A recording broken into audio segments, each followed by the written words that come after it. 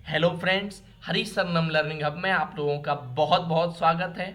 आज हम लोग क्लास 10th का जो चैप्टर नंबर फर्स्ट है ज्योग्राफी का, उसको देखने वाले हैं। क्लास 10th की एनसीईआरटी जो है ज्योग्राफी की, हम लोग उसको पूर्णतः समाप्त करेंगे और सभी चैप्टर्स को बहुत ही अच्छे तरीके से डेप्थ में कवर करवाएंगे। तो आप लोग चैनल को सब्सक्राइब कर लें ताकि नए वीडियो आपको अवश्य मिले। और जो पहला चैप्टर है इसका नाम है संसाधन एवं विकास। इस चैप्टर का नाम क्या है भैया? संसाधन एवं विकास। आज हम लोग इस संसाधन एवं विकास पहले चैप्टर के लगभग आधे पोर्शन को कंप्लीट करेंगे और कल इसको हम पूरा कंप्लीट मतलब नेक्स्ट क्लास में इसको पूरा कर देंगे। और इसके साथ साथ इससे बनने वाले question UP board class 10th के लिए जो भी क्वेश्चन बनेंगे उनको भी मैं बता दूंगा। चलिए हम लोग बिना किसी देरी के वीडियो को स्टार्ट करते हैं और समझने की कोशिश करते हैं कि संसाधन एवं विकास जो पहला चैप्टर क्लास 10th में दिया गया है यह क्या है और किस तरीके की बातें रहने वाली हैं। तो एक बात बहुत ध्यान से समझिएगा कि संसाधन, सबसे पहला जब चैप्टर का नाम है तो संसाधन होते क्या हैं। एक बात मैं आपको बहुत इंपॉर्टेंट बात बताऊं, यदि आप अभी क्लास 10th में हैं और आगे चलकर आप किसी कंपटीशन की तैयारी करेंगे तो आपको ये क्लास 10th की, क्लास 9th की, क्लास 11th 12th की एनसीईआरटी पढ़ना बहुत ज़रूरी हो जाएगा। आपको ये चीज़ें बहुत इंपॉर्टेंट हो जाएंगी। इसलिए यदि आप अभी हैं 10th में तो आप अभी से इस बेस को इतना मजबूत करके चलिए ताकि आपको बाद में परेशानी ना जाए। चलिए हम लोग वीडियो को शुरुआत करते हैं और जीवन पर वापस लौटते हैं। इस चैप्टर का नाम है संसाधन एवं विकास, अर्थात संसाधन क्या होते हैं सबसे पहले आपको यह पता होना चाहिए और इन संसाधनों का विकास कैसे होता है इसकी बारे में भी आपको पता होना चाहिए।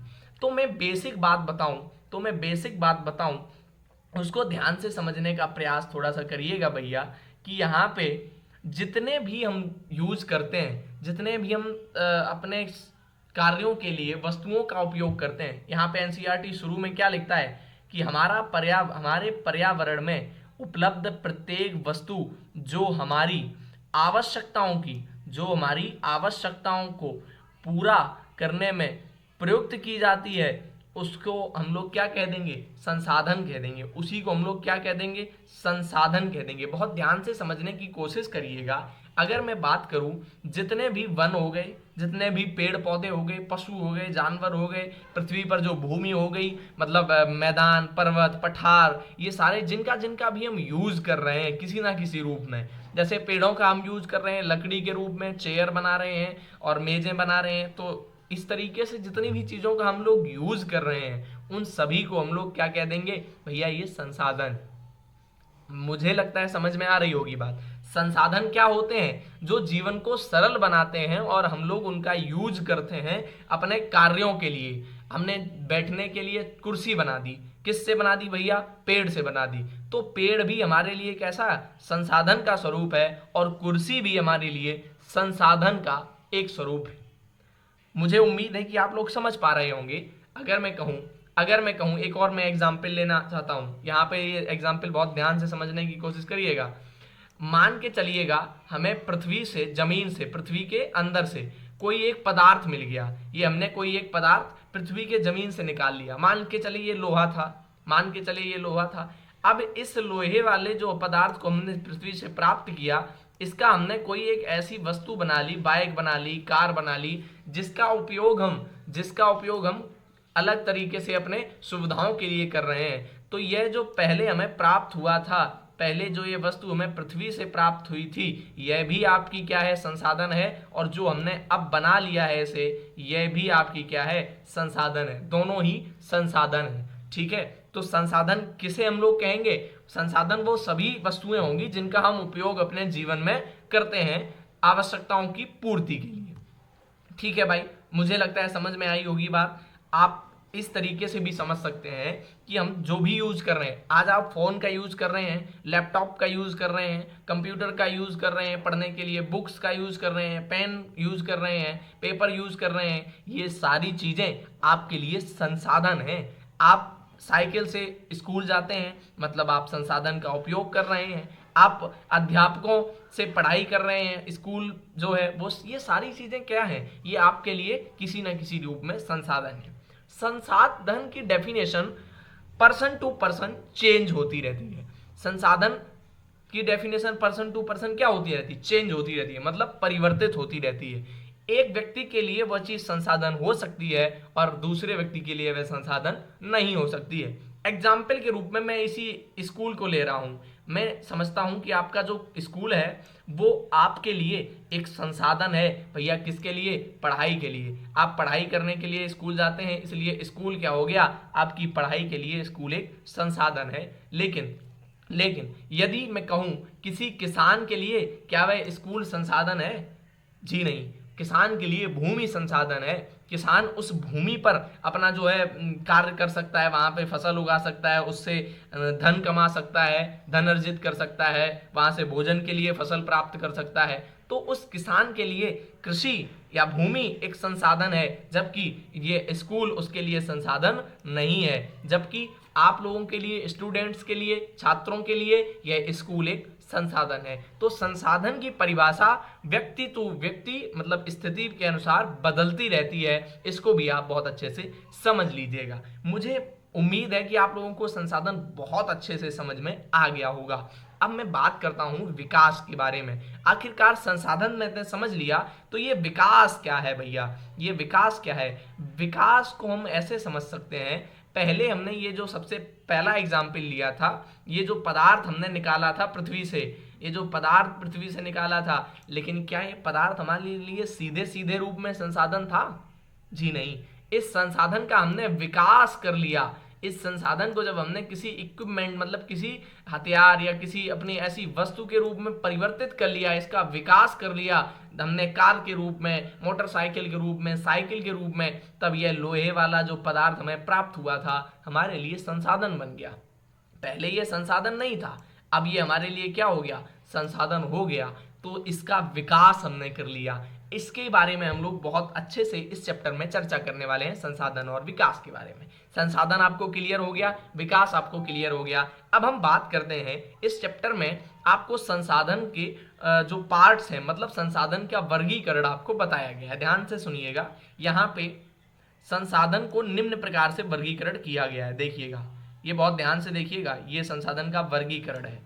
ये संसाधन का क्या है? वर्गीकरण है। एक एक करके मैं संसाधन का वर्गीकरण समझाने का प्रयास करता हूं। ध्यान से सुनिएगा। उत्पत्ति के आधार पर भैया, किसके आधार पर? उत्पत्ति के आधार पर।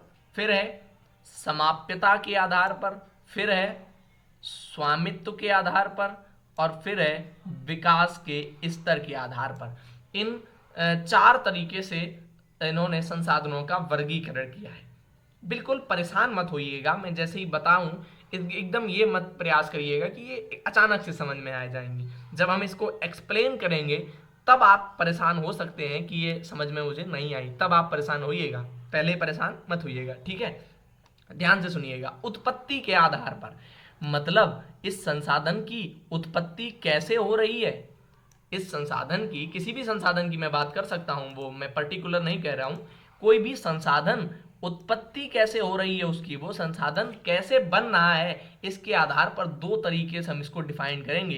एक होगा जैव, एक होगा अजैव। एक क्या होगा भैया? जैव, एक होगा अजैव। ये उत्पत्ति के आधार पर है। जैव अजैव किसके आधार पर है भैया? उत्पत्ति के आधार पर। फिर देखिएगा, फिर यहाँ पे देखिएगा, ये समाप्यता के आधार पर, मतलब समाप्त होने के आधार पर। कितने? दो प्रकार के हैं। आप लोगों को अगर ये गति धीमी लगी, क्योंकि मैं बहुत एकदम ऐसे पढ़ाने का प्रयास करता हूं जिससे किसी भी बच्चे को बिल्कुल आसानी से समझ में आए, कोई भी परेशानी ना जाए। तो आपको अगर थोड़ी सी ये लगे कि धीमे पढ़ाए रहे हैं सर, तो इसमें आप थोड़ी सी इसकी स्पीड अप कर सकते हैं। आपको ऑप्शन मिलता है, आप स्पीड बढ़ा सकते हैं उसको, ठीक है? यहाँ पे दूसरा है नवीकरण योग्य। कैसा है? नवीकरण योग्य। नवीकरण योग्य। और एक क्या है? अनवीकरण योग्य। एक क्या है? अनवीकरण योग्य। अभी इनको हम अलग अलग पूरा एक तरीके से डिस्क्राइब करके भी पढ़ेंगे, लेकिन अभी समझते चलिएगा थोड़ा सा, ठीक है। नवीकरण योग का मतलब क्या है, जिसको हम नवीकरण मतलब उसका नवीकरण हम कर सकते हैं, पुरानी चीज को हम पुनः नया कर सकते हैं। आपको हमने साइकिल दे दी, आपने उस साइकिल में कुछ ऐसी चीजें करी, उसमें अलग अलग चीजें जो उसके पार्ट्स है उसको अलग अलग तरीके से चेंज कर दिया, तो वह साइकिल पुरानी होने के बावजूद फिर से आपने क्या कर लिया, उसका ट्रीटमेंट करके उसको मेंटेन कर लिया, फिर से नवीकरण कर लिया। लेकिन कुछ चीजें आपके पास ऐसी होंगी जिनका आप नवीकरण नहीं कर पाएंगे। जैसे जैसे एग्जाम्पल ले लीजिए, आपने पेंसिल को लिया या फिर पेन को लिया, लिखना प्रारंभ किया, जैसे ही वो खत्म हो गया फिर उसके बाद आप उसका नवीकरण नहीं कर पाएंगे, तो आप कह देंगे कि ये अनवीकरण है, और जो नवीकरण जिसका कर ले रहे हैं वो नवीकरण है। ठीक है भाई, समझ में आ गया होगा, बहुत बहुत सरल है। अभी मैं आगे थोड़े से और इसको डिस्क्राइब करूंगा तो बिल्कुल समझ में आपको आ जाएंगे। और अगर आप नोट्स बनाना चाहें एनसीईआरटी में, तो आप नोट्स के लिए जो मैं बातें बता रहा हूं, जो मैं अंडरलाइन कर रहा हूं, इन सबको इंक्लूड कर सकते हैं, ठीक है भाई। और अगर आपको ऐसा लगे कि नहीं हम मुझे नोट्स बिल्कुल नहीं समझ आ रहे हैं, तो आप कमेंट्स बॉक्स में बताइएगा कि भाई सर नोट्स प्रोवाइड करा दीजिए, तो मैं टेलीग्राम पे या कहीं भी आपको नोट्स प्रोवाइड करवाने की बिल्कुल कोशिश करूंगा, ठीक है भाई। इसके बाद है तीसरा, स्वामित्व के आधार पर, मतलब इसका मालिक कौन है। भाई साहब किसी भी चीज का मालिक जो होगा उसी का तो वह संसाधन हो जाएगा।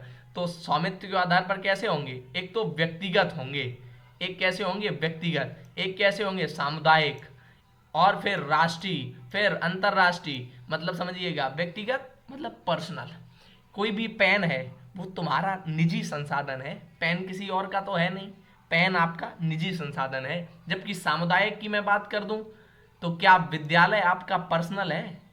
आप कोचिंग तो पर्सनल ले सकते हैं, लेकिन विद्यालय, विद्यालय सार्वजनिक है, वहां पर आप किसी को मना नहीं कर सकते कि आप नहीं पढ़ सकते हैं, ठीक है। तो विद्यालय सामुदायिक है, मतलब पब्लिक है। तीसरा राष्ट्रीय, कुछ ऐसे जो राष्ट्रीय मतलब जो भारत के हैं, जो भारत के हैं, कोई चीज भारत में, नदी भारत में है तो वो भारत के लिए संसाधन है, ना कि अमेरिका के लिए। बताओ भाई, कठिन लग रहा है क्या, बिल्कुल सरल बात है ना।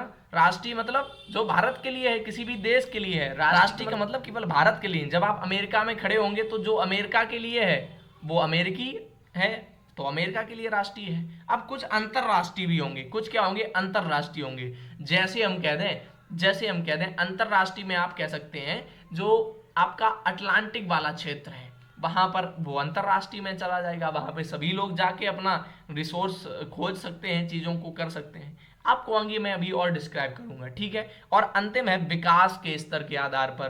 पहला है संभावी, जिसकी संभावना है, फिर है विकसित, जो विकसित हो चुका है, और फिर है भंडार, विकसित भंडार सॉरी एक ही है, और फिर संचित। संचित का अर्थ है मतलब जो अभी छिपा हुआ है, मतलब अभी वो उपस्थित है लेकिन हम खोज नहीं पाए हैं, ठीक है। इसका एक फ्लो चार्ट भी एनसीईआरटी में दिया गया है, इसका एक फ्लो चार्ट भी एनसीईआरटी में दिया गया है। संसाधन हम समझ चुके हैं, पहले इन्होंने प्राकृतिक संसाधन को बताया है, फिर मानवीय संसाधन को।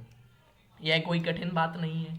मैंने सबसे शुरुआत में एक एग्जाम्पल कुर्सी का दिया था, तो जो कुर्सी है, कुर्सी दोनों तरीके से मैं बता सकता हूं। कुर्सी में जो लकड़ी यूज हुई है, कुर्सी में जो लकड़ी यूज हुई है वो कैसी है, वो प्राकृतिक संसाधन है। जबकि कुर्सी को हम, लकड़ी को हमने काट पीट के अच्छी स्थिति में करके उस पर पेंट पॉलिश करके क्या बना दिया, मानवीय संसाधन बना दिया। जिंदगी इतनी कठिन नहीं है जितनी हम सोचते हैं, मतलब ज्योग्राफी इतनी कठिन नहीं है जितना हम सोचते हैं, बिल्कुल सरल बात है ना। उन्होंने कहा कि संसाधन दो प्रकार के हैं, एक प्राकृतिक एक मानवीय। तो हम बता पाएंगे ना कि प्राकृतिक कौन और मानवीय कौन। देखिएगा ना, प्राकृतिक वो संसाधन जो हमें डायरेक्ट प्रकृति से, डायरेक्ट नेचर से प्राप्त हो रहे हैं। आप उदाहरण दे सकते हैं, पर्वत हमें नेचर से मिला, नदियां हमें नेचर से मिली, भूमि हमें नेचर से मिली, लकड़ी हमें, वृक्ष हमें, सब नेचर से मिले हैं, तो ये प्राकृतिक है। और जो मानवीय है, मानवीय मतलब लैपटॉप हमने बनाया है, कंप्यूटर हमने बनाया, फोन हमने बनाया, साइकिल हमने बनाई, कार हमने बनाई, तो ये सारे संसाधन है। तो ये संसाधन कैसे हैं, ये मानवीय संसाधन है। तो प्राकृतिक संसाधन कौन होंगे, जो प्रकृति से मिलेंगे, मानवीय संसाधन कौन होंगे, जो मानव से मिलेंगे। कितना सरल है, चीजें कितनी सरल है, आसान जा रहा है ना। अब जो मानवीय संसाधन है वो संरचना एवं संस्थाएं यही बनाएंगे, इनके आधार पर इनको बांट देंगे और मात्रा और गुणवत्ता के आधार पर इनको बांट देंगे। लेकिन ये बहुत इंपॉर्टेंट चीजें नहीं है।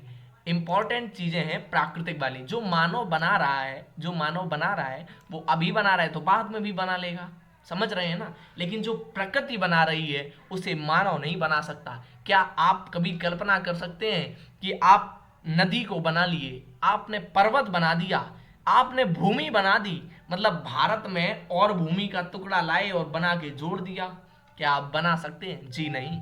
बिल्कुल इसका उत्तर है जी नहीं, आप भूमि नहीं बना सकते। आप प्राकृतिक जो आपके रिसोर्सेस हैं, संसाधन हैं, उनको आप नहीं बना सकते। तो प्राकृतिक प्राकृतिक हैं, आप सुनिएगा, उन पे आप ट्रीटमेंट कर सकते हैं, उनका विकल्प चुन सकते हैं, लेकिन उनको एज इट इज बनाना इट इज नॉट पॉसिबल। ठीक भाई, आ जाओ। प्राकृतिक दो तरीके के हैं, हमने अभी डिस्कस किया था, नवीकरण योग और अनवीकरण योग। इन एक का हो जाएगा नवीकरण, उनको हम नया कर लेंगे, एक को नया नहीं कर पाएंगे, तो नवीकरण और अनवीकरण। फिर उनमें से भी नवीकरण जो सतत हैं, कुछ जैव हैं, जैव मतलब प्राकृतिक, वनस्पति, वन और वन्य जीव। जैव मतलब जिनमें जीवन है, अजैव मतलब जिनमें जीवन नहीं है। ठीक है, ये भी समझ में आ रही होगी ना बात। नदी है, जीवित थोड़ी है ना नदी, नदी बोलेगी तो नहीं ना, और उनमें कोई जीवन भी नहीं है ना कि नदी बढ़ रही है। ठीक है, मैदान है तो मैदान कोई जीवित चीज तो है नहीं, लेकिन हमारे लिए एक तरीके से संसाधन तो है, हमें यूज में आ रहा है। ठीक, घर है तो घर, ये सारी चीजें तो। और इधर जब आप सतत में, जैव में बात करेंगे तो वनस्पति है, पेड़ पौधे बढ़ रहे हैं, वन्य जीव है, शेर है, जंगल का जानवर है, सारे सारे, और मनुष्य उसमें शामिल कर लेंगे आप। ठीक भाई। और फिर यहाँ पे देखिएगा, अनवीकरण योग में भी दो पार्ट हैं, एक चक्रीय है, एक अचक्रीय है। चक्रीय में धातु का उदाहरण है, अचक्रीय में जीवाश्म ईंधन का उदाहरण है। तो ये सारे अभी हम लोग पढ़ने वाले हैं और इनको हम लोग आज पूरी तरीके से कवर करके कंप्लीट कर देंगे। आप लोग बने रहिएगा। चलिए आगे बढ़ के और शुरुआत करते हैं संसाधनों के वर्गीकरण का। आइएगा, संसाधन के प्रकार, इनको आप as it is notes making में इंक्लूड कर सकते हैं क्लास 10th वाले विद्यार्थी। ठीक है, उत्पत्ति के आधार पर, मतलब इनकी उत्पत्ति कैसे हुई है इसके आधार पर।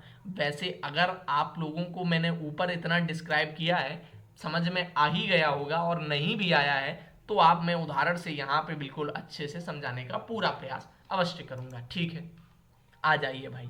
तो है जैव संसाधन। जैव संसाधन क्या होते हैं? इन संसाधनों की प्राप्ति जीवमंडल से होती है और इनमें जीवन व्याप्त होता है। मतलब इनमें भाई साहब जीवन होगा, ये बढ़ रहे होंगे, ये चल सकते होंगे, सॉरी चल नहीं, मतलब जीवन होगा। सॉरी, यहाँ पे चलना तो नहीं कह सकते क्योंकि आप तुरंत कह देंगे भैया पेड़ तो नहीं चल रहा था। आप तो कह रहे हैं कि जैव वो हैं जो चल सकते हैं।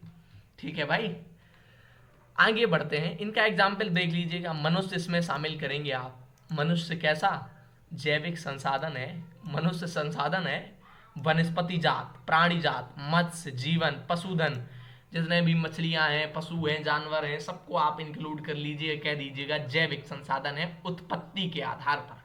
दूसरे अजैविक, इनमें जीवन नहीं है। बिल्कुल सीधी बात है, इनमें जीवन नहीं है। उदाहरण चट्टानें हो गई, धातुएं हो गई, हमने अभी उदाहरण लिया था, धातु हमें लोहा मिल गया, क्या जीवन है उसमें? क्या लोहा 1 किलो मिला था, अब 1 किलो लोहे को 2 किलो हो जाएगा वो बढ़ के? नहीं होगा भैया, वो 1 ही किलो रहेगा।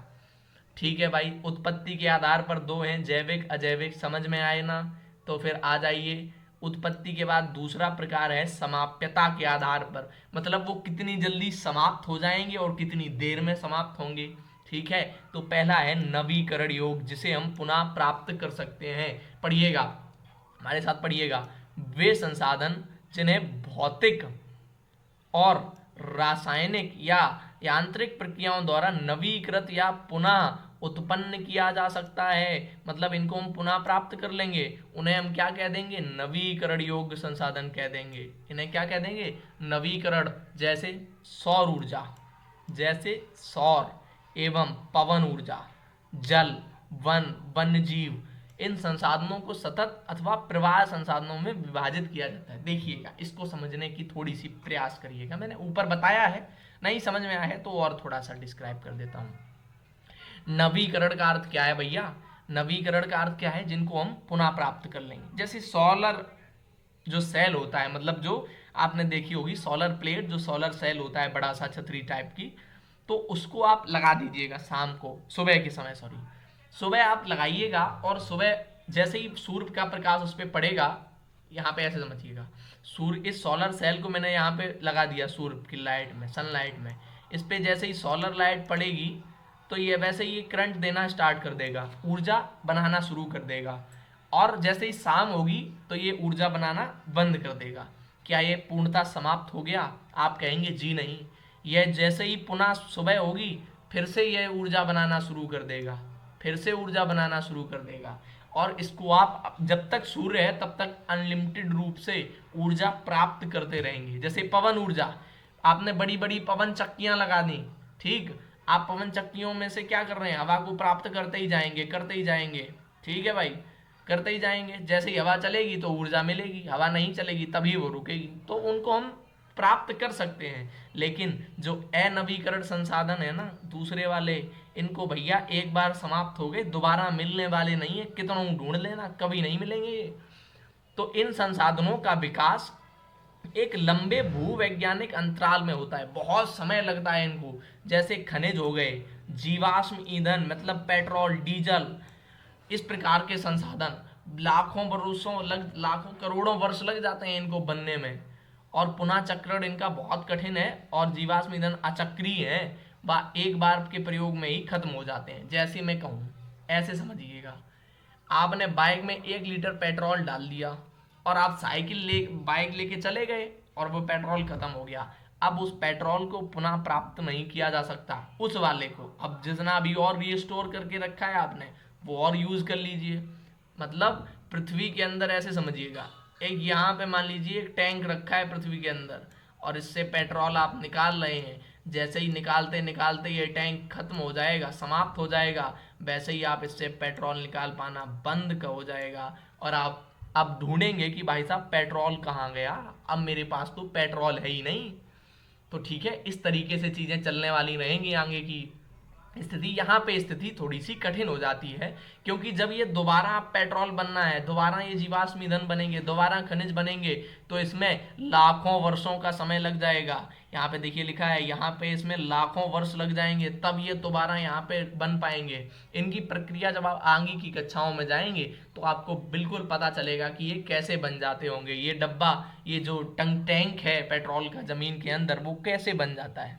ये वास्तविकता ये नहीं है कि ये टैंक की नुमा संरचना है, वो एक परतदार बेसिक स्ट्रक्चर ही है, लेकिन एक समझाने वाली बात है कि टैंक वहां पे रख दिया है। आइएगा जीवन में थोड़ा सा और आगे बढ़ने का प्रयास करते हैं।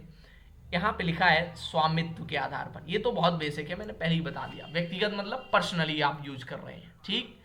और यहाँ पे दूसरा भी लिखा है सामुदायिक, मतलब जो सभी लोग यूज करेंगे। सामुदायिक शौचालय लिखा देखा है ना, सबसे सरल तो यही है।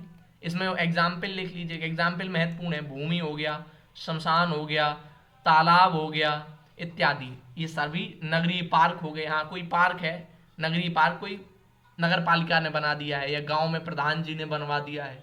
कोई खेल का मैदान हो गया, तो कोई रोक थोड़ी सकता है कि भैया आप नहीं जाएंगे, ये मेरा है, ये सबका है, तो सार्वजनिक है, सामुदायिक है। इसके बाद राष्ट्रीय हो गया, कोई हमने भारत में तेल की खदान खोद ली, यहाँ पे भारत में हम तेल निकाल रहे हैं, खनिज तेल, जीवाश्म ईंधन, पेट्रोल, डीजल, ये सब। तो यहाँ पे क्या अमेरिका आके इससे निकालना शुरू कर देगा? नहीं निकाल पाएगा भैया, ये राष्ट्रीय संसाधन है, ये मेरा है, अमेरिका को मैं नहीं आने दूंगा। ठीक है भाई, समझ में आई बात। किसी एक क्षेत्र विशेष की बात होती है, इतना क्षेत्र ले लिया हमने, उसमें मेरा हक है, मतलब ये भारत है तो भारतीयों का ही है, राष्ट्रीय है। ऐसे ही इंटरनेशनल चला जाएगा, तो अंतर्राष्ट्रीय संस्थाएं संसाधनों को नियंत्रित करती हैं। अंतर्राष्ट्रीय संस्थाएं कुछ इनके लिए बना दी जाएंगी और सभी लोग इस पे काम करेंगे। मतलब यहाँ से सभी लोग, अब ये जगह हमारी नहीं है, ये इस जगह से सभी लोग ले जा सकते हैं सामान, उसका यूज कर सकते हैं बेसिकली। तो मुझे लगता है आप लोग ये बात समझ में आप लोगों को आ गई होगी। आइएगा, अब अंतिम है शायद विकास के आधार पर। अंतिम किसके आधार पर? विकास के आधार पर। एक है संभावी, एक संभावी, यह वे संसाधन है जो किसी प्रदेश में विद्यमान होते हैं परंतु उपयोग में नहीं हो रहे होते हैं। उपयोग नहीं हो रहा है इनका, लेकिन विद्यमान है। मतलब क्या है, आप आईएएस बन गए हैं, मतलब सॉरी ये एग्जाम्पल नहीं दूंगा मैं, कोई अलग एग्जाम्पल लेते हैं। मतलब आपके घर में जमीन में यहाँ पे खजाना गड़ा हुआ है, यहाँ पे क्या है, खजाना रखा हुआ है जमीन के अंदर, और यहाँ ऊपर की तरफ आप रह रहे हैं, ऊपर की तरफ आप क्या कर रहे हैं, रह रहे हैं। आपको इस खजाने के बारे में कुछ भी पता नहीं है कि मेरे यहाँ तो इतना खजाना है, मतलब ये संसाधन यहाँ पे उपस्थित पहले से है, लेकिन आप इसका उपयोग नहीं कर पा रहे हैं। ये संभावी है, इसकी संभावना है कि आपके घर के नीचे बहुत बड़ा खजाना, कोई खनिज रखा हुआ है, सोना हो सकता है, चांदी हो सकता है, लेकिन आप उसका उपयोग नहीं कर रहे हैं, ना कर पा रहे हैं, तो इसकी संभावना है। ठीक है भाई, समझ में आई बात? आगे बढ़ते हैं। दूसरा है विकसित संसाधन। ये विकसित हो चुके हैं, ये विकसित हो चुके हैं, इनका विकास होना नहीं है, ये विकसित हैं। ये वे संसाधन जिनका सर्वेक्षण किया जा चुका है, उपयोग की गुणवत्ता और मात्रा निर्धारित की जा चुकी है, विकसित संसाधन कहलाते हैं। और इन संसाधनों में प्रौद्योगिकी और उनकी संभाव्यता के स्तर पर निर्भर करता है। मतलब यहाँ पे सोना है, आपको पता चल गया है कि यहाँ पे सोना है, आपने प्लान बना लिया है कि मैं इस सोने का क्या क्या करूँगा, मैं इस सोने से मर्सिडीज खरीद लूँगा, मैं इस सोने से ऑडी कार खरीदूंगा, एक आलीशान बंगला बनवाऊंगा। आपने सब कुछ सोच रखा है, मतलब ये विकसित बात हो चुकी है, आपने सब कुछ पता कर रखा है कि यहाँ सोना है, मैं इसका क्या करूँगा, सब कुछ फ्लो चार्ट बने रखे हैं एकदम। ठीक है भाई, आगे बढ़ते हैं। अगला है भंडारण। पर्यावरण में उपलब्ध वे पदार्थ जो मानव की आवश्यकताओं की पूर्ति कर सकते हैं, परंतु उपयुक्त प्रौद्योगिकी के अभाव में उनकी पहुंच से बाहर है, ये भंडार में शामिल है। उदाहरण के लिए जल, दो ज्वलनशील गैस हाइड्रोजन और ऑक्सीजन का योजक है तथा यह ऊर्जा का मुख्य स्रोत बन सकता है, परंतु उद्देश्य से इसका प्रयोग करने के लिए हमारे पास तकनीकी अभाव है। मतलब समझिएगा, इस बात का मतलब समझने का पूरा प्रयास करिएगा।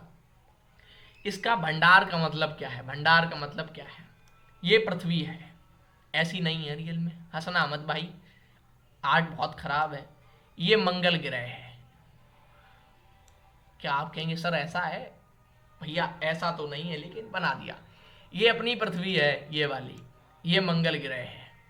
मंगल ग्रह पर मैं कह रहा हूं, मैं यहाँ पे बहुत सारा सोना रखा है, बहुत सा सोना है, या और कोई भी उदाहरण ले सकते हैं। मैं कहूँ यहाँ पे बहुत पेट्रोल है, बहुत डीजल है, या यहाँ हीरे मोती जवाहरात हैं, या कहूँ कोई विशिष्ट चीज़, कोई बहुमूल्य चीज़, कोई संसाधन यहाँ पर उपलब्ध है, लेकिन हमारे पास इतनी तकनीकी नहीं है कि हम वहाँ पर जाएं और उस संसाधन को भारत में ले आएं या पृथ्वी पर ले आएं और उसका उपयोग कर लें। पृथ्वी पर उतनी तकनीकी का अभाव है कि हम वहाँ तक जाएं और उसको लेकर आएं और उसका प्रयोग कर लें, वहाँ पे खनन कर लें, वहाँ पे रहें, हम कुछ कर पाएँ। तो हम इसे क्या कह देंगे, ये भंडार है, लेकिन हम उसका उपयोग नहीं कर पा रहे हैं। समझ में आ रही है बात ना? बिल्कुल समझते चलिएगा, बहुत कठिन चीज़ें नहीं है, उम्मीद है। फिर है संचित कोष। यह संसाधन भंडार का ही एक हिस्सा है। ऊपर भंडार पढ़ चुके हैं ना, ये पढ़ चुके हैं भंडार, इसका ही एक पार्ट है संचित वाला भी। क्या कह रहे हैं, जिन्हें उपलब्ध तकनीकी ज्ञान की सहायता से प्रयोग में लाया जा सकता है, परंतु इनका उपयोग अभी आरंभ नहीं हुआ है। मतलब ये तो हम केवल सोच रहे थे, ये हम केवल सोच रहे थे कि यहाँ पे ऐसा हो सकता है, लेकिन कहीं पर चंद्रमा पर मान लीजिए हमने कोई चीज़ पता लगा ली है कि ये चीज़ यहाँ पर उपस्थित है, बिल्कुल पक्की खबर है, लेकिन अभी हम इसका उपयोग नहीं कर रहे हैं, ये संचित है। लेकिन भविष्य में हम यहाँ पर जा तो चुके हैं, अब जाएंगे और वहाँ से वो पदार्थ, वो वस्तु ले आएंगे और उपयोग करेंगे, तो हम कह देंगे ये संचित निधि है, ये संचित कोष है, इसको हमने संचित करके रखा हुआ है। और हम जब ऐसा प्रयास करेंगे, उसकी आवश्यकता होगी, तो हम वहाँ जाने का प्रयास करेंगे और उसको लाने का भी प्रयास करेंगे। उम्मीद है ये सारी बातें बहुत अच्छे से आप लोगों को समझ में आ गई होंगी, उम्मीद है आ गई होंगी। इसके बाद आता है संसाधन का विकास। इसके बाद आता है संसाधनों का विकास। विकास कैसे होता है? संसाधन जिस प्रकार मनुष्य के जीवन यापन के लिए अति आवश्यक हैं, बिल्कुल आवश्यक तो है ही भैया, आवश्यक तो है। क्यों आवश्यक है? मैं कहूं, आप बिना फोन के, बिना पेन के, बिना कागज के, इनफैक्ट बिना भोजन के, बिना घर के इस पृथ्वी पर रहिए, कितना कठिन हो जाएगा जीवन। अभी हम जो कहते हैं जीवन इतना सरल है, फिर ये जीवन इतना सरल नहीं रहेगा, जीवन बहुत कठिन हो जाएगा। तो संसाधन जो मनुष्य के जीवन के लिए बहुत ही इंपॉर्टेंट है, वेरी वेरी इंपॉर्टेंट, अति आवश्यक है। उसी प्रकार जीवन की गुणवत्ता बनाए रखने के लिए भी महत्वपूर्ण है। ऐसा विश्वास किया जाता है कि संसाधन प्रकृति की देन है, परिणाम स्वरूप मानव ने इसका अंधाधुंध उपयोग किया है, जिससे मुख्य समस्याएं पैदा हो रही हैं। क्या हो रही हैं भैया? देखो, हम लोगों ने क्या किया, बड़ी बड़ी कारें बना ली, बड़े बड़े जेट प्लेन सब कुछ बना लिया, और संसाधनों का दोहन बहुत जबरदस्त अंधाधुंध बिना किसी सोच समझ के हम लोग निजी लाभ के लिए पढ़ाना स्टार्ट कर देते हैं, निजी लाभ के लिए विभिन्न प्रकार के कार्य करते हैं, निजी लाभ को ही प्रायोरिटी देते हैं, निजी लाभ को ही महत्वपूर्ण मानते हैं और सारे कार्य करते हैं। तो ऐसे ही लालचवश संसाधनों का क्या हो रहा है? कुछ व्यक्तियों के लालचवश संसाधनों का क्या हो रहा है? ह्रास हो रहा है। डीजल, पेट्रोल, बहुत से जो प्राकृतिक संसाधन हैं जो अनवीकरणीय हैं, उनका अंधाधुंध उपयोग हो रहा है और उनकी कमी होती जा रही है। जैसे भूमिगत जल है, जो पृथ्वी के अंदर हमने जल पाया जाता है, हमने पाया है, उसको हम लोग जबरदस्त तरीके से निकालते बने हैं, और निकाल कर क्या कर रहे हैं? अपनी कार धुल रहे हैं। भाई साहब, कार धुली जा रही है, किससे धुली जा रही है हमारी कार? उसी जल से, भूमिगत जल से। अच्छा जल, वह जल जो किन्हीं लोगों को पीने तक के लिए प्राप्त नहीं होता है, और उसको हम कार धुलने, सड़कों को धुलने इत्यादि व्यर्थ कार्यों में बहा देते हैं। कितना हास्यप्रद है ना? तो ये सारे अंधाधुंध उपयोग हम कर रहे हैं। संसाधन समाज के कुछ ही लोगों के पास रह गया है। जैसे संसाधन कैसे कुछ लोगों के पास रह गया है? जैसे बड़ी बड़ी जो कंपनियां हैं, उन्होंने बड़े बड़े जो लोग, पैसा जिनके पास अधिक है, उन्होंने बड़े बड़े संसाधनों को एकदम से अपने गिरफ्त में कर लिया है, पकड़ के रखा है, मान लो इस तरीके से। क्यों? जैसे एसी की आप एक एग्जाम्पल लीजिएगा, एसी का उदाहरण लीजिएगा। बड़े बड़े शहरों में लोग एसियों में रह रहे हैं, उनको ना ही भारत के, ना ही विश्व के, और ना ही पृथ्वी के बढ़ने वाले टेम्परेचर का कोई भी चीज़ उस पर इफेक्ट नहीं है। उनको खुद को केवल अच्छी हवा चाहिए, शुद्ध वातावरण चाहिए, वो ले रहे हैं। उनको इस बात से कोई मतलब नहीं है कि वो किस तरीके से उसकी एसियाँ, उनकी गाड़ियाँ, उनकी विभिन्न प्रकार के कृत्य इस पृथ्वी को, इन सभी को पॉल्यूटेड कर रहे हैं, और जो संसाधन है उनका ह्रास होता चला जा रहा है। तो ये सारे फैक्ट हैं, ये सारे कैसे हैं? संसाधनों के विकास में बाधक चीजें हैं ये। ठीक है, मुझे उम्मीद है समझ में आ रही होंगी बातें, इतनी कठिन तो नहीं है। एक बार रियो डी जेनेरो पृथ्वी सम्मेलन हुआ है 1992 में।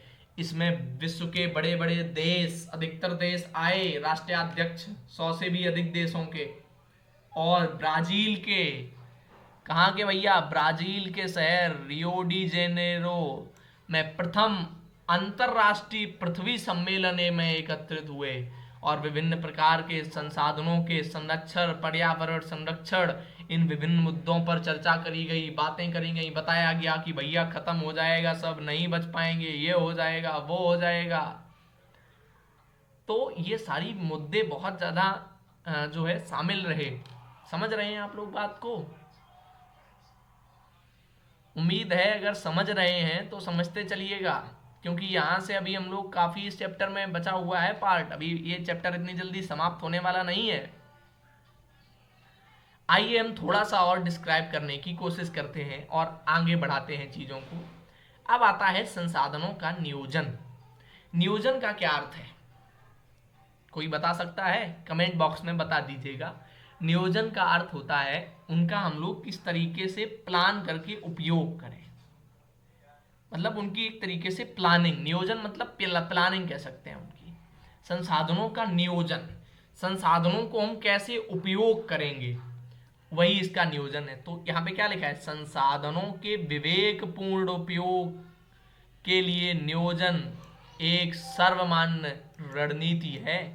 हम संसाधनों का विवेकपूर्ण उपयोग करें ताकि वह भविष्य के लिए भी रह सके, ताकि वह भविष्य के लिए भी रह सके। ऐसा ना हो कि वह समाप्त हो जाए, ऐसा ना हो कि आने वाले 10 साल 20 साल बाद पेट्रोल डीजल जीवाश्म ईंधन समाप्त हो जाए और इस पृथ्वी पर पेट्रोल डीजल जीवाश्म ईंधन बचे ही ना, तो आने वाली पीढ़ी ये जाने ही ना कि पेट्रोल डीजल नाम की भी कोई चीज रही होगी पृथ्वी पर।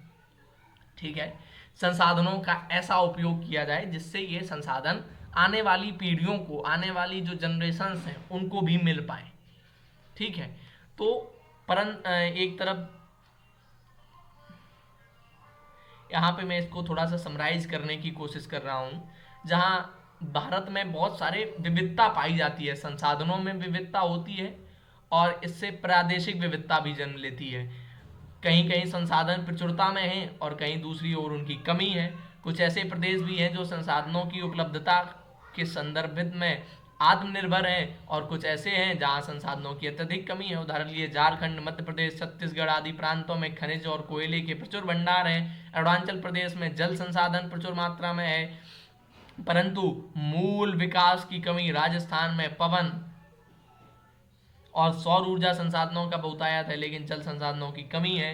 लद्दाख में इस तरीके की चीजें, मतलब इस बात का समझने का प्रयास करिएगा, इन चीजों को समझने का, संसाधन का नियोजन समझने का प्रयास कीजिएगा। बहुत ध्यान से समझिएगा संसाधन नियोजन क्या होता है। संसाधन नियोजन क्या होगा जब आप भारत की बात करेंगे, भारत की जब आप बात करेंगे, मैं भारत का नक्शा बहुत अच्छा बना लेता हूं, देख लिया। ऐसे नहीं, थोड़ा सा अच्छा बनाते हैं, सही है, सही है। ये भारत है, मान के चलिएगा। नीचे वाला ही हिस्सा बना पाता हूं, ऊपर नहीं बनाता, मजाक कर रहा हूं। ठीक है, ये भारत है। यहां पे जब आप देखेंगे मध्य प्रदेश हो गया, छत्तीसगढ़ हो गया, यहां बीच में कुछ, इन जगहों पर कहीं बीच में समझिएगा, भारत के बीच में यहां पर कुछ अलग तरीके के संसाधन मिल रहे हैं, जबकि यहाँ राजस्थान वाला जब आप पोर्शन लेंगे, यहाँ पूरी तरीके से अलग ही संसाधन मिल रहे हैं। यहाँ पर आपको कोयला मिल रहा है, खनिज मिल रहे हैं, जबकि यहाँ पर ना कोयला मिल रहा है ना खनिज मिल रहे हैं, रेगिस्तान पड़ा है। आप यहाँ जाएंगे उत्तराखंड वाले क्षेत्र में, यहाँ पर जल पर्याप्त मात्रा में है, जल के प्रचुर भंडार हैं, क्योंकि यहाँ पे ग्लेशियर से लेके नदियों से लेके सब कुछ है। लेकिन राजस्थान की ओर जाएंगे तो जल का अभाव मिल जाएगा, यहाँ जल है ही नहीं, जल की बहुत ज्यादा कमी है। लेकिन यहाँ पे है क्या राजस्थान में? पवन ऊर्जा बहुत अधिक है, यहाँ बड़ी बड़ी पवन चक्कियां लगाई जा सकती हैं। पवन ऊर्जा के लिए बड़े बड़ी पवन वाली चक्कियां लगा दी, आटा पीस रहे हैं, विभिन्न प्रकार के मसाले और उनसे बिजली उत्पादन कर रहे हैं, सभी कार्य मतलब पवन वाली। सोलर प्लेट लगा ली, सोलर वाला सिस्टम यहाँ पे बहुत अधिक है, क्योंकि रेगिस्तान है, धूप बहुत प्रचुर मात्रा में मिल रही है, डेजर्ट है। ठीक, और जबकि यहाँ मध्य प्रदेश वाले क्षेत्र में यहाँ पर अलग अलग तरीके के संसाधन मिल रहे हैं, कोयला मिल रहा है और खनिज मिल रहे हैं, बहुत सारी चीजें मिल रही हैं। तो भारत एक तरीके से जो संसाधनों में है, संसाधनों में विविधता वाला देश है। भारत में विभिन्न प्रकार के संसाधन मिलते हैं और पर्टिकुलर प्लेसेस पे मिलते हैं। संसाधन तो मिल रहे हैं अलग अलग, लेकिन वो अलग अलग संसाधन अलग अलग जगहों पर मिल रहे हैं, तो इनका नियोजन भी तो करना है। ये जो जल यहाँ पे मिल रहा है, इनको राजस्थान में भी भेजना है, और जो ये कोयला खनिज यहाँ बीच में मिल रहे हैं, मध्य प्रदेश, छत्तीसगढ़, इन वाले इलाकों में, झारखंड वाले इलाकों में, तो इनको भी तो पूरे भारत में, पूरे के पूरे भारत में वितरित करना है, क्योंकि जरूरत तो इनको भी है जो दक्षिण में है, जरूरत तो इनको भी है जो जम्मू कश्मीर भारत के ऊपर है, जरूरत तो गुजरात को भी है, जरूरत तो इधर केरला, कर्नाटका, महाराष्ट्र, सबको जरूरत है। तो आवश्यकता जब सबको है तो चीजें सबको हमें देनी भी तो पड़ेंगी। यही नियोजन है भैया, यही तो नियोजन है। हम पूरे भारत में विभिन्न प्रकार की जो भी चीजें मिल रही हैं, जो संसाधन मिल रहे हैं, उनको एक जगह से दूसरी जगह भेजेंगे। जहाँ पे कमी होगी, जहाँ पे आत्मनिर्भरता है, वहाँ के संसाधन दूसरी जगहों को भेजेंगे, और जहाँ जिस चीज़ की कमी है वहाँ पे और संसाधन दूसरे वाले इनको देने का प्रयास करेंगे। यही है संसाधन का नियोजन। तो भारत में संसाधन नियोजन कैसे होता है? तो भारत में संसाधन नियोजन की जटिल प्रक्रिया है, पढ़िएगा एक एक करके। देश के विभिन्न प्रदेशों के संसाधनों की पहचान कर उनकी तालिका बनाना। सबसे पहले देख लिया कि अच्छा, आप मध्य प्रदेश वाले हैं, आपके यहाँ कोयला बहुत अच्छा मिल रहा है। उन्होंने लिख लिया भैया, पहला कोयला बहुत है, खनिज बहुत है, कॉलम बना के लिस्ट तैयार कर ली, एक तालिका बना ली। इस कार्य में क्षेत्रीय सर्वेक्षण, मानचित्र बनाना, संसाधनों की गुणवत्ता, मात्रा, अनुपात आदि लगाना और मापन करना। एक बात पूरी तरीके से हमने श्योर हो गए हम कि जो मध्य प्रदेश है वहाँ पे कितनी चीज़ें मिल रही हैं, या झारखंड है, जो छत्तीसगढ़ है, उत्तर प्रदेश है, इनमें क्या कहाँ कैसा मिल रहा है। हमने एक तालिका बनाई, सब कुछ पहले से ही हमने पता कर लिया कि कहाँ पे क्या चीज़ मिल रही है और क्या चीज़ कम है। जैसे समझिएगा, एक एक सरल उदाहरण मैं आपको देता हूँ। आप गांव में रहते हैं, घर में रहते हैं, स्टूडेंट हैं, आपके पास गणित की बुक का अभाव है, आपके पास गणित की बुक नहीं है और अंग्रेजी की बुक है। अगर मैं आपको एक गिफ्ट देना चाहता हूँ और मैं आपको कहूँ कि मैं आपको एक इंग्लिश की बुक दे रहा हूँ और दे दी है, तो क्या वह इंग्लिश की बुक आपके लिए लाभकारी होगी? मुझे लगता है कि नहीं, क्योंकि आपके पास इंग्लिश की बुक पहले से उपलब्ध है। तो मैं ये जानने का प्रयास करूंगा, सबसे पहला वाला क्या बता रहा है, मैं ये जानूंगा पहले कि आपके पास किस चीज़ का अभाव है और किस चीज़ की पर्याप्तता है। आपके पास इंग्लिश की बुक जब है और मैथ की नहीं है, तो आपको मैं मैथ वाली बुक दे दूंगा। या आपके पास इंग्लिश की 2 बुकें हैं, तो मैं आपसे एक बुक लेके किसी अन्य व्यक्ति को दे दूंगा। तो यह क्या होगा, संसाधनों का नियोजन होगा। क्या होगा भैया, संसाधनों का नियोजन। दूसरा पॉइंट, संसाधन विकास योजनाएं लागू करने के लिए उपयुक्त प्रौद्योगिकी और कौशल संस्थानों का नियोजन करना।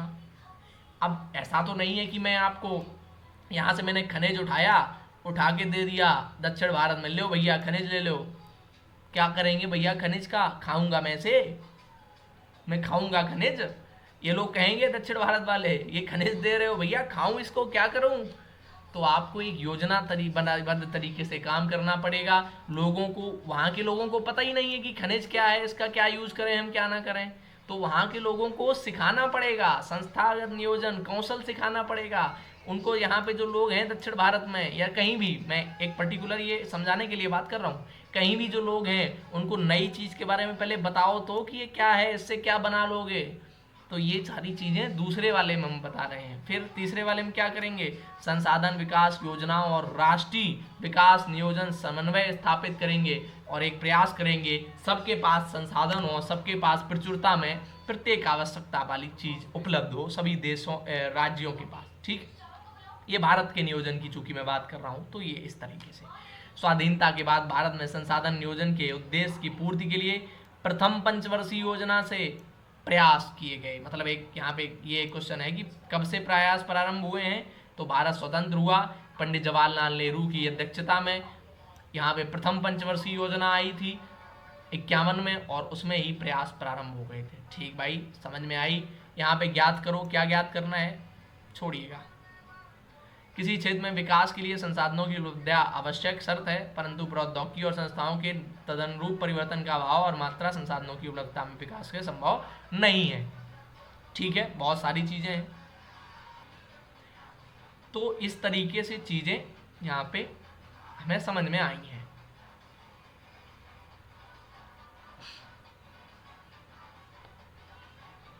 इसके बाद हम लोग संसाधनों के संरक्षण की बात करेंगे। मैंने आपको पहले ही बता दिया है संरक्षण हमें क्यों करना चाहिए। हमारे पास हर व्यक्ति की आवश्यकता की पूर्ति के लिए बहुत कुछ है। यहाँ पे मैं एक बहुत अच्छी बात आपको बताता चलूँ कि हमारे पास हर व्यक्ति की आवश्यकता की पूर्ति के लिए बहुत कुछ है, लेकिन किसी के लालच की संतुष्टि के लिए नहीं, अर्थात हमारे पास पेट भरने के लिए बहुत है लेकिन पेटी भरने के लिए नहीं। भारत में संसाधनों की कमी नहीं है, भारत में संसाधन तो प्रचुर मात्रा में उपस्थित हैं, लेकिन आप जब किसी लालच बस उस संसाधनों पर अपना कब्जा कर लेंगे और उनका वितरण सही रूप से नहीं होने देंगे तो कुछ लोग उन संसाधनों से वंचित रह जाते हैं। और यही कारण है कि भारत में जो गैपेज है अमीरी और गरीबी का, वह संसाधनों के आधार पर ही उत्पन्न हो जाता है। कुछ लोग बड़े से बड़े संसाधनों को, अच्छे से अच्छे संसाधनों को पकड़ कर बैठ जाते हैं मानो ये उनके पिताजी ने वहां रख दिए हों। ठीक है भाई, ये बातें कड़वी हो सकती हैं, शायद आप लोगों को भी, स्टूडेंट्स को भी चुभ जाएं, लेकिन मैं चुभने वाली बात बोल सकता हूं क्योंकि अध्यापक के तौर पर आपको पढ़ा रहा हूं। ठीक है भाई, अभी मैं और भी बात करने वाला हूं क्योंकि अभी वीडियो पूरी नहीं हुई है, काफ़ी सारी चीज़ें बची हैं। अब हम इसके बाद जो आगे इसका क्लासिफिकेशन है भू संसाधन, मतलब पृथ्वी, धरती, जमीन, मैदान, पर्वत, वन्य जीव, इसके बारे में अगली वीडियो में बहुत अच्छे से चर्चा करने वाला हूं। चूंकि वीडियो बहुत ज़्यादा बड़ी होगी तो मुझे परेशानी होती है, इसलिए मैं अगली वीडियो में आपको भूमि संसाधन, मृदा के प्रकार, मतलब कितने प्रकार की भारत में मृदाएं हैं, और A to Z मतलब ये चैप्टर पूरा का पूरा कंप्लीट करने का प्रयास करूंगा नेक्स्ट वीडियो में। और उसके साथ प्रश्न भी देखूंगा जो आपके बोर्ड एग्जाम में आने वाले हैं या फिर कॉम्पिटिटिव एग्जाम में भी आने वाले हैं।